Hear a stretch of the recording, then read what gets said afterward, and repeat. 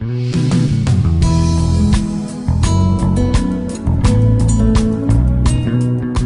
will then be cut according to the drops required to do the installation. In some cases, depending on the installation and the product being used, it is advisable to keep the sheeting drops all in one direction, and hence the mark at one end of the sheeting on the reverse side as shown in the video.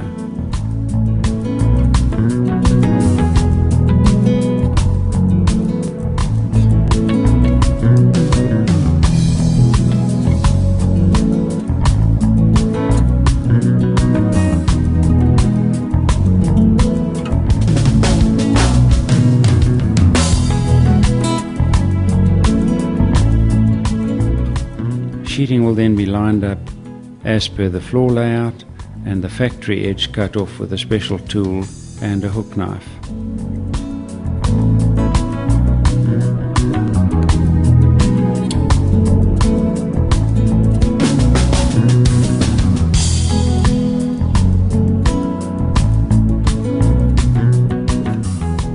The various drops would then be laid onto the floor according to the installation plan and folded back to apply adhesive to the first half of the room.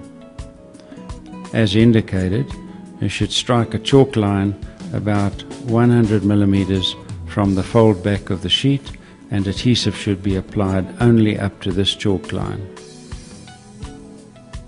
This applies to chalk lines for coving as well, therefore creating a clean edge where you stop the adhesive application.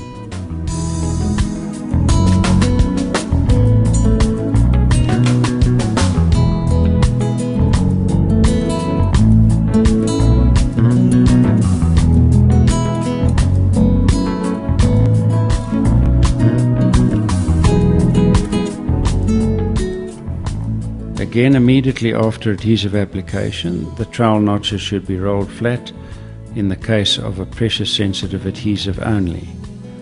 Please note that this principle of eliminating the trowel marks cannot be used on a wet set acrylic adhesive, as the open time is too critical, and once starting to set off, the adhesive will lose its grab to hold the sheeting.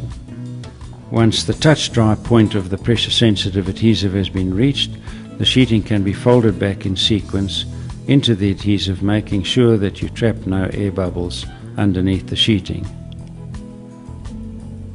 The tool being used to smooth out the flooring when rolling it back into the adhesive is a lot more efficient than your hands, and the wooden tool is simply covered with carpeting to ensure no damage to the sheeting.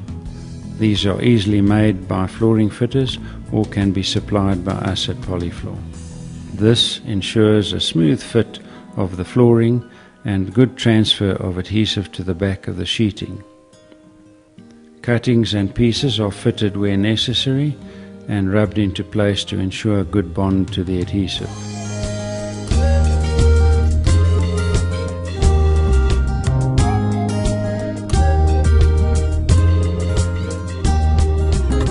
When the second half of the sheet is rolled back, it should be done as shown to expose the chalk line where the adhesive application stops, and the new section of adhesive should be applied carefully right up to the join at the chalk line, being sure that you have no overlap of application of the adhesive, otherwise this will profile through and be visible from the top of the sheeting. The same procedure applies to the adhesive application for the second half of the area to be installed, and similarly for the application of the sheeting.